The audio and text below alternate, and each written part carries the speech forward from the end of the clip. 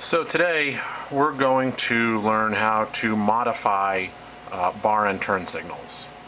We bought a pair of bar and turn signals from SIP, and these are the reproduction ones from the old scooters.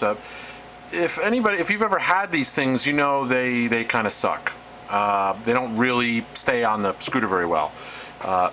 There's two main parts. There's this housing here and this reflector, and you get this little brass guy, and it goes down in this hole with a spring, and you put this little festoon bulb in here. So what we're going to do is modify this so that it uses a different type of bulb instead of the festoon, a plug-in kind, and we're going to use a system to hold it in place on the scooter. We're going to show you how to do that. Okay. Here's all the stuff we're going to use to modify the turn signal. So we're going to use this little brass guy here that comes with the signal, and I toss the spring, and obviously we'll use the rest of this. So I'm going to set this aside for the moment. What we're going to use for the new socket are these side marker indicators. Now you can find all of this stuff at your local auto parts store. I got all of this from Pep Boys for 20 bucks. So we've got this side marker light, and as you can see, the type of socket that it has, what we're going to do is I'm going to take this thing completely off of here. I'll basically just drill this little rivet off, and we'll have this little metal plate here, and I'm basically going to drill a little hole in this guy and screw that little plate in over here, and that's it. We're also going to take this wire off, and I'm going to solder a longer wire onto here. We'll need to make a ground wire as well. Typically this would be grounded against the scooter by these guys right here, but we're actually going to make a wire that goes to ground, and I'll show you that in a minute. To keep tension on the whole thing, I bought these springs. These are called Throttle return springs. They're pretty long, and the plan here is to basically put one end of the spring into this. This is like a kind of a pinch bolt here. It's a little hard to see, probably a little blurry, but I'm going to slide the end of the spring into this hole and tighten that screw down. And then on the other end, we're going to have these two flat washers here and two more pinch bolts. And the end of the spring is going to go through the hole in this washer and through this pinch bolt. I'm going to pull it tight and tighten it up. Alright, so let's get to work at taking this sucker off. I'm just going to, hopefully, this metal on here is pretty soft, and I should be able to just, there we go, snip right through it. And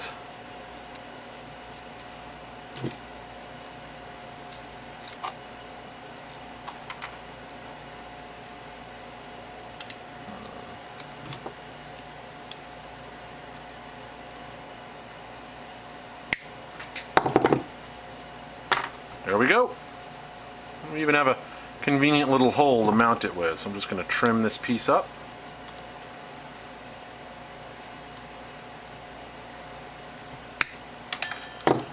Perfect. Now that we're ready to go here, what we're going to do is we're going to have to drill a hole in the base of this guy here, because the way we're going to mount it, we're actually going to plug up this little pass-through. So we need to have a way for the wires to get through. So we'll drill a small hole through this, and we basically just need to line this up as far down as we can to leave room for the larger bulb. Now, I'm going with a larger bulb. These are 17.9 watts. The bulbs that come with the side marker lights are not very bright. I think these are just 3 watts. And the flasher unit won't actually make these flash, so these won't do us any good. And because these bulbs are a little bit larger, we're going to have to make sure that it all fits in there well. So let's take one here and plug it in. There we go. It's going to be a pretty tight fit.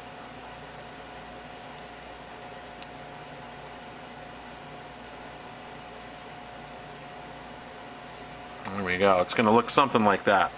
It's going to be a tough one to get in there.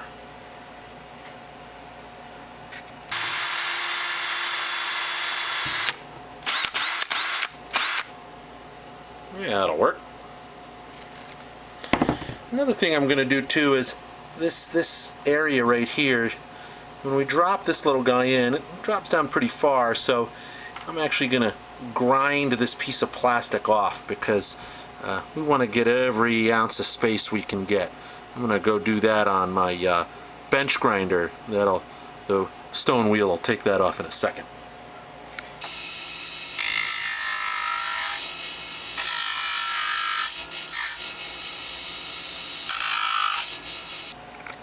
Alright, the stone wheel on my bench grinder knocked that sucker off fast. And we just clean it up here, and looks like we've got a pretty good starting point. So let's get this bulb fitted, and we'll drill a hole to mount it next.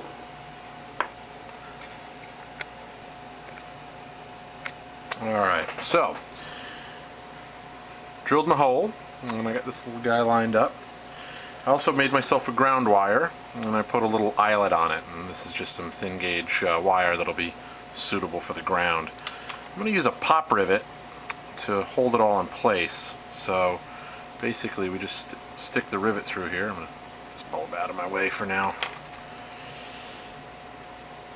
Alright, so we're going to basically stick our rivet in here, and we got to get this ground in here too. So put our rivet in, put our ground wire in, and put on our socket. It's all a little tight, but we got our trusty rivet gun.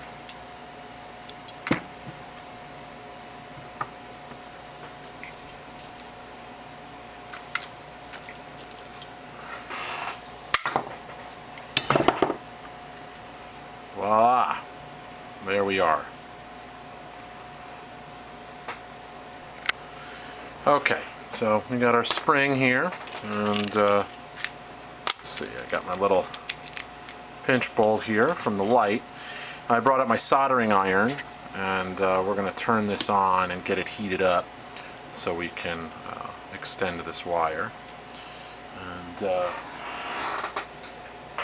alright, let's take this guy back off.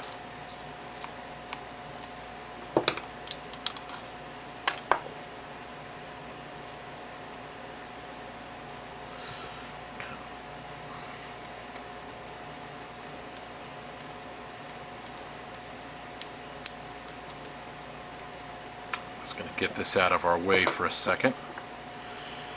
And let's see here. We're going to open this guy up. Oh, I might need a smaller screwdriver. Alright, maybe not. So again, we've got our, what do we call this? This is a throttle return spring that I got from Pep Boys. I'm going to cut this end of it off so it's just straight. And the idea here, we'll stick it up through here like so, and put the end on. Let's see if we can get this tight.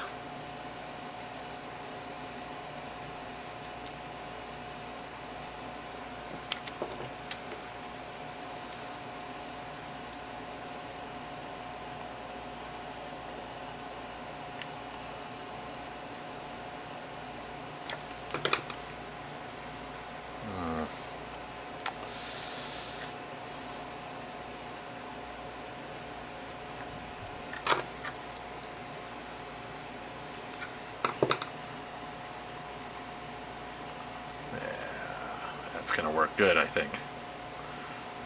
Okay. I can smell the soldering gun heating up. So, I'm going to put this back together.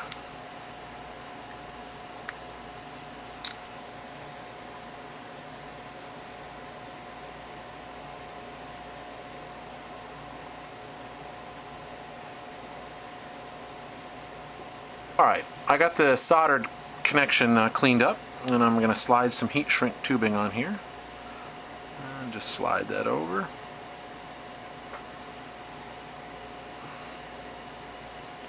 Like so. Now I just need to get out my trusty heat gun. We'll shrink that up, and this assembly is ready to go in.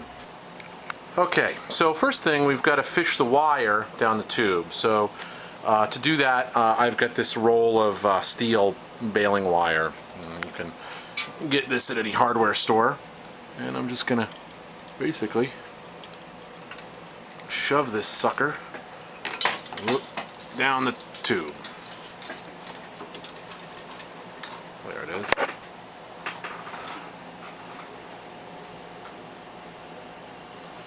And make a little end there to catch our cable. Alright, I just crimped the wire on there, and I'm just gonna pull it through. There we go. And now we're coming out. So if you look there, you can see the end of the spring just sticking through a little bit. So I'm going to stretch it a little bit more so I can grab onto it easy. And then we're going to fish the wires here through that washer and fish the end of that through there and get a pinch bolt on and tighten it up. So now our turn signal is installed. And here you can see the spring going through the pinch bolt, the wires coming through the washer there and hanging out. So now we're going to fabricate the other side and wire the switch and the regulator. Alright, so here what I did was I was able to find the hot wire for this turn signal, and I pulled it back through a little bit. You can see here's my little shrink wrap job. So in hindsight here, obviously I've kind of changed the way I'm doing this from the earlier part of the video just to suit my needs. So what I'm going to do here is actually cut this, strip it for the switch, and then use this guy, which is already run through, to make my connection up here. And I'm just going to use some crimp connectors, some insulated crimp connectors. This way I can disconnect everything in the headset to pull it apart if need be at another time. Alright, so before I forgot, I needed to run some power for our turn signals as well. So this red wire here, this is going to be our power. This stubby little guy is my left turn signal, and this longer guy here is the right. So I'm going to hook all of these up to the switch right here, and then I'll just pull these longer wire, I'll pull the slack through the headset and marry it all up, and we should be good.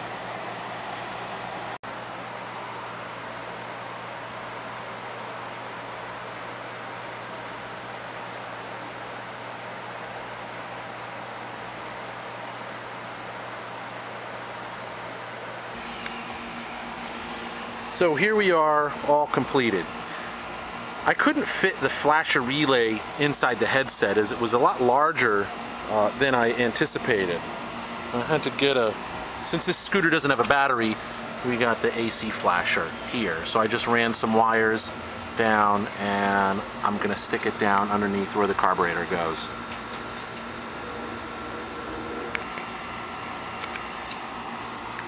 And the flasher fits right down in that cavity underneath the carburetor.